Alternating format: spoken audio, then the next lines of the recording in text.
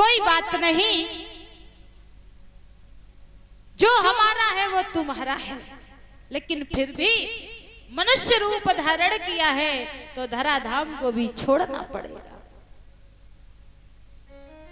आया है सो जाएगा राजा रंक फकीर, कोई सिंहासन चढ़ चलो, कोई बांधो जात जंजीर। अपने अपने कर्म के अनुसार पर जाना पड़ेगा। तो भगवान ने ध्रुव जी को 36,000 वर्ष का राज्य दे दिया। 36,000 वर्ष का राज्य दिया। लेकिन सोचने वाली बात यह है कि 36,000 वर्ष का ही राज्य क्यों दिया? 36 का अंक का भगवान ने प्रयोग क्यों किया? षट त्रिदंश दर्श सहस्त्रम रक्षिता व्या हतेन्द्रियः। तुम 36,000 वर्ष तक राज्य करो। तो 36 की बात भगवान ने इसलिए कही क्योंकि अंकों में 36 का जो अंक है वो एक ऐसा अंक है जो देखने में एक तरीके से ही दोनों अंक बनाए जाते हैं, पर दोनों की पीठ मिली हुई है। अंग्रेजी की बात नहीं कर रहे, हिंदी के अक्षरों की बात कर रहे हैं। हिंदी के जो अंक लिखे जाते हैं तो 3 भी ऐसे बनता है और 6 भी ऐसे बनता है, बस दोनों की पीठ मिली हुई है।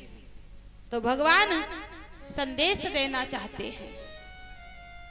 विद्वान ने लिखा कि जग में रहो 36 हुई, राम चरण 36।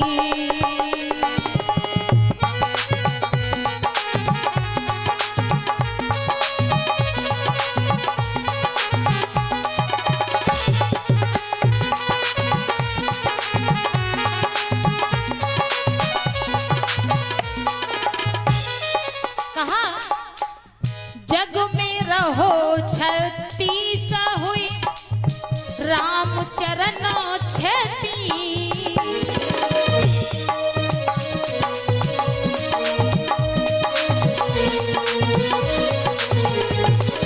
और तुलसी कहा ये मानिए, यह मति मतो प्रवीण।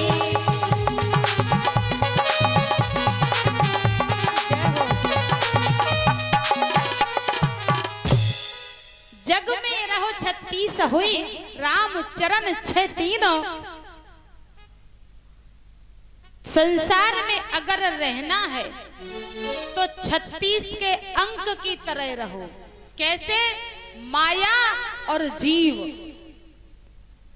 ये 36 माया और जीव ही है। बिना माया के काम चलने वाला नहीं है, क्योंकि संसार में रहोगे तो धन की, माया की, पुत्र, परिवार सबकी आवश्यकता पड़ेगी। पर जब भगवान से मिलने की बारी आ जाए तो कैसे रहना है? बोले 6 और 3 अलग अलग हो जाओ। और संसार में रहना है, जब अलग होगे तो केवल 6 और 3 बचोगे, और जब अकेले हो जाओगे तभी परमात्मा की प्राप्ति हो सकती है। परिवार में रहोगे तो माया लिपटेगी और बचना मुश्किल हो जाएगा। जब इस प्रकार से भगवान ने कहा तो सीधी सी बात है, नैया पानी में जाती है तो नैया पानी में जावन दे, पर नैया में पानी आता हो तो नैया में पानी ना आवन दे। नाव तो पानी में ही चलेगी, तो नाव अगर पानी में जाए तो चला जाने दीजिए, पर वही पानी अगर नाव में भरने लगा तो क्या होगा? नाव डूब जाएगी।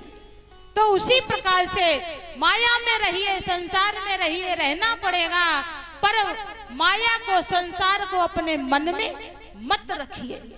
यही कहना चाहते हैं, इसीलिए 36,000 वर्ष का राज्य दिया।